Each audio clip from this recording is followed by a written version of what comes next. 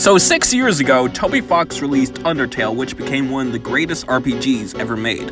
And then 3 years later, Toby Fox announced his next big project, Deltarune, which is a follow-up to Undertale. However, unlike something like Undertale, Deltarune got released episodically. In a way, it's kind of like a Telltale game, where instead of buying the game fully, you're buying it by chunks. People were very interested in these new characters, and people were very interested on what happens after this chapter.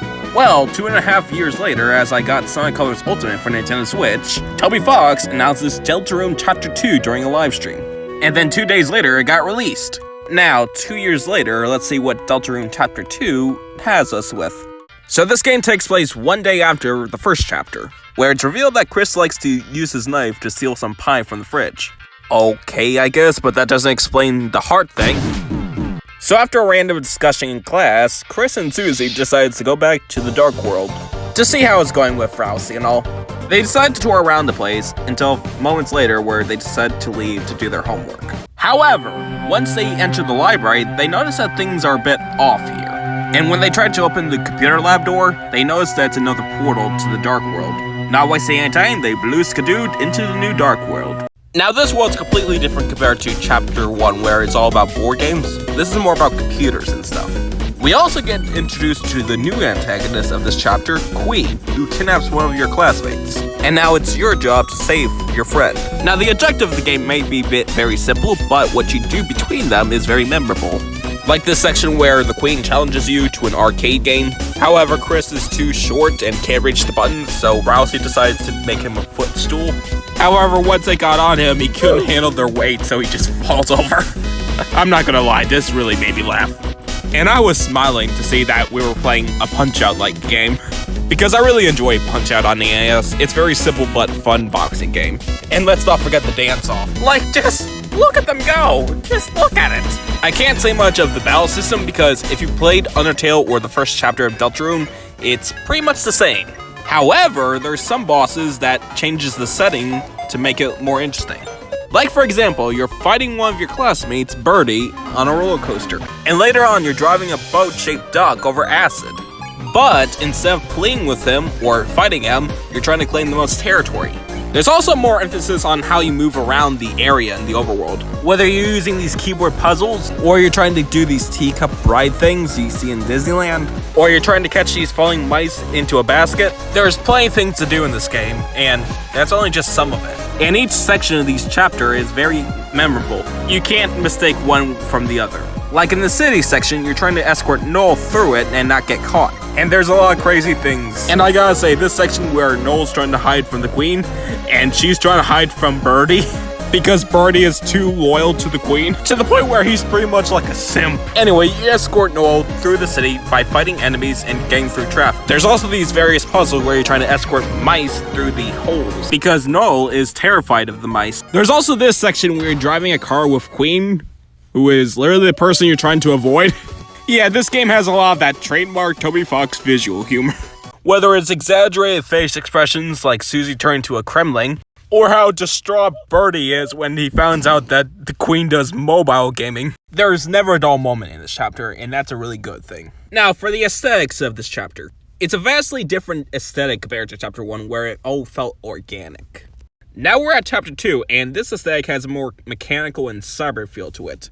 And I'm usually a sucker for these kinds of cyber aesthetic. That is really emphasized with the music. With Chapter 1, the instruments in the game had a real emphasis on the piano. The songs feel really lively, like an actual person is playing it, especially with stuff like Hopes and Dreams. Like, the song is great.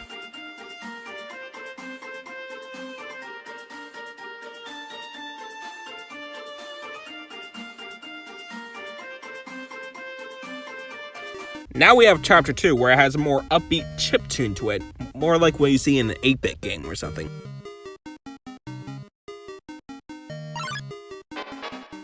And for the setting, it fits really well. And that goes with the enemies you face in the game too, where all the enemies in this game has a more mechanical feel to it.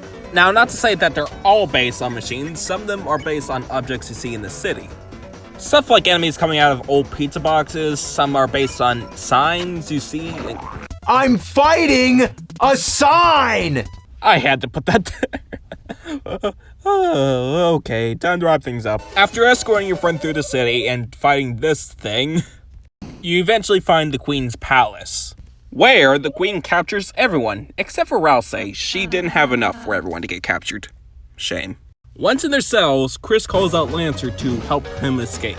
They were successful doing it, however, Lancer started to become ill. By wasting no time, they rush out to find Rousey. Here we end up with a section where you have to fill out the puzzle to open the door. This reminds me of the Batman Arkham puzzles, where every time you solve it, Riddler gets frustrated that you solved it. Because every time you solve a puzzle, Birdie gets surprised that you were able to solve it. After solving all of the puzzles, Birdie gets distraught that you were able to solve it. It turns out that Birdie was not actually a genius. So years ago, Birdie attended a spelling bee, and then he won, which led to everyone calling him a genius, which led to him having a massive ego.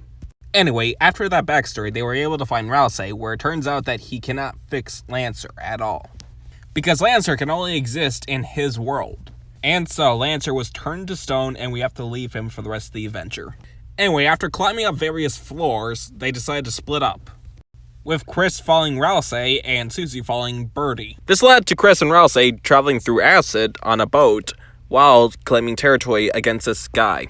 Meanwhile, Birdie and Susie were able to save Noel. And so the trio was able to escape from the place and enter a Ferris wheel. And I've got to say, this is a pretty sight here. So once off the ride, Susie was able to reunite with her other friends. And then this happens. Jesus Christ! So after even more climbing upstairs, they were able to find the Queen, where she captures Birdie. Poor Birdie, he gets lied to, he gets strangled by his classmates, and now he's getting mind controlled. So after a really long boss fight of force-filled wines, repeatedly throwing your own friend, and hurting your own friend, they were able to free Birdie. But, she captures your friend again, and then a giant killer robot appears. She then knocks you off the building, and then you get saved by your dancing friends, where they collide with each other to form a giant robot themselves, and then we're doing another Punch-Out game against the giant Queen. This is honestly really insane. I really like this. So eventually, you'll defeat the Queen by punching a giant meteor, and her machine is down. But then, she captures Chris, Susie, and Rousey, and threatens to squeeze them to death. And then Birdie had a stupid idea that was so stupid he's gonna cause more damage than good. Rousey explains to him what would happen if he goes forward with his plan, and then the Queen was surprised how bad it'll be. And so she lets everyone go, because this whole thing was just a whole misunderstanding. Because apparently she would cause the apocalypse if she went through with her plan, thus ending the adventure in the cyberworld. Huh? Well, here we go again. So yeah, unlike chapter 1, there's a somewhat genocide route in this chapter. Though it's a bit different compared to Undertale. This one, you need to kill them in a specific way. So basically what you do is you kill everyone in your path through the first section, and when you hit the city, you kill them again until you meet Noel. Then you have to go all the way back, freeze everyone as you can, and get to his door. This is when the route really starts. Then you have to go all the way back, freeze everyone in your path, freeze. And then when you get to this section, you need to persuade Noel to freeze this guy to get a ring. This will make her more stronger with her snow attacks, which means more powerful freeze attacks. And every time Noel asks for a question, just say proceed. Now, once you killed enough enemies, you have to go all the way back and meet this guy in a dumpster. Here, he will give you a special ring that will make Noel do a special move. And oh goody, look at that, fresh meat. Just use your TP points to rank up to 100, and then you'll do Snowgrave. And also, since this is a new move, Noel does not know about it, and you have to force her by going Snowgrave a lot.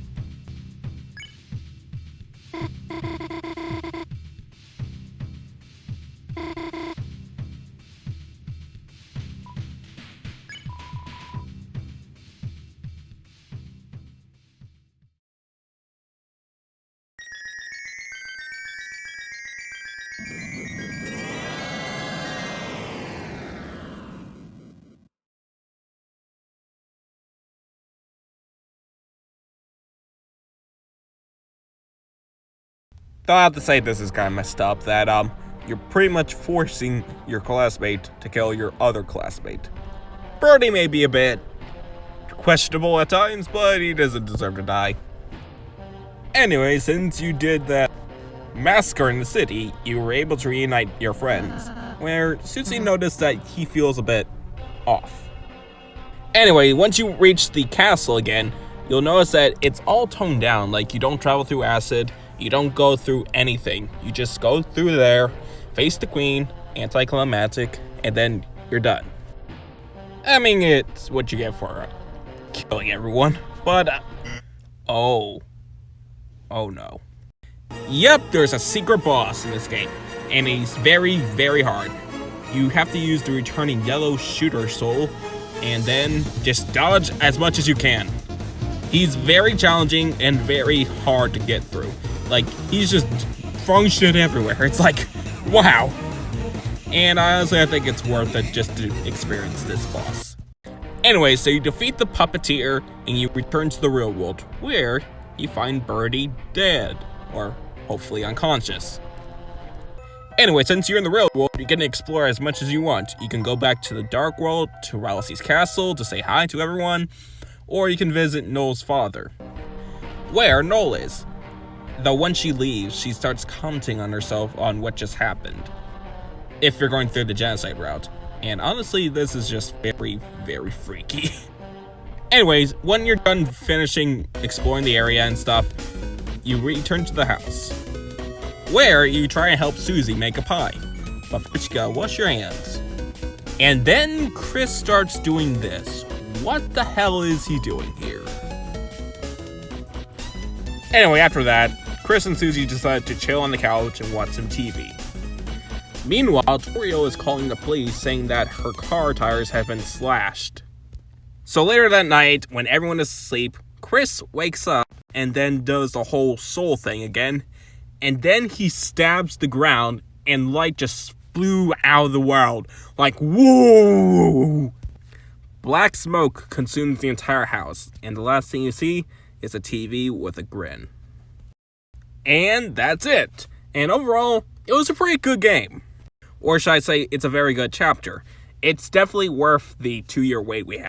And also, this game is free. Like, Chapter 1 and 2 is available right now for free for PC, PS4, and Switch.